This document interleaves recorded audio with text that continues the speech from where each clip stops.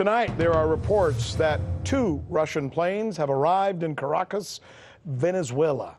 All right, I'm going to show them to you. There they are. They're being described as a IL-62 passenger jet and an AN-124 military cargo jet, both with some type of military contingency to them.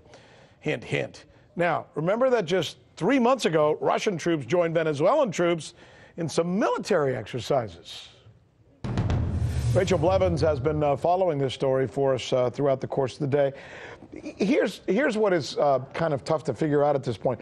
What do we call this sudden Russian presence there in Venezuela? What is it? Right, so reports are claiming that 2 Russian Air Force jets arrived on Saturday and that they had around 100 troops and 35 tons of equipment. So Russia's coming out, and their diplomatic sources in Caracas are saying that they are just there to fulfill agreements that they've had with Venezuela, and that's kind of the most of an answer that we're getting right now. Interesting timing, though, right? Exactly, but the Russian Ministry of Defense has not addressed this, and they haven't said anything about it. So right now we're just going off of these diplomatic sources in Caracas and what they're saying so far. So it's being described as a quasi-military diplomatic presence in Venezuela, right?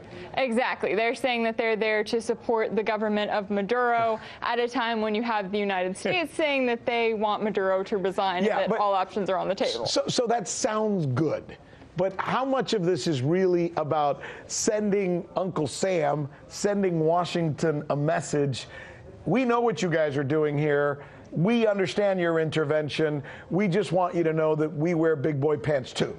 Right. It definitely seems like they're saying it without actually coming out and saying it. And it's notable, too, that opposition leader Juan Guaido, who is the United States is supporting in the region, now he's coming out and he's telling the media, well, any day now, the military of Venezuela is going to come and support me. Any day now, they're going to turn away from Maduro. And so he's trying to say that Maduro's days are numbered. But it's interesting to see that Russia is now increasing their presence there, because it really makes you wonder how much of what he's saying is true and how much of the military really does plan to stay and support Maduro. You know, to be fair, I think to our audience who may not know this, we should not make it seem like all of a sudden Russia just showed up in Venezuela. Russia has had a long-standing relationship with Venezuela for several years now, right?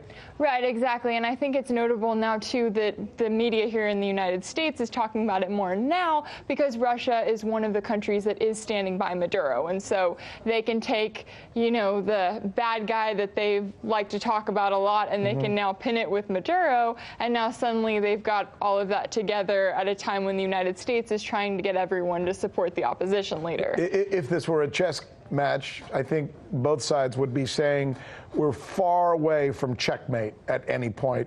And by the way, we got a strong hand as well. I know I'm mixing my metaphors there, but I think viewers know where we're going. Thank you, Rachel. Good stuff. We appreciate you catching us up on this story. I'm Rick Sanchez. You found us on YouTube, and that's awesome. But you know what? I'm also live every night at 7 and 8 p.m. Eastern on DirecTV and Dish and cable and satellite, the RT app, and Pluto TV. I'll see you there.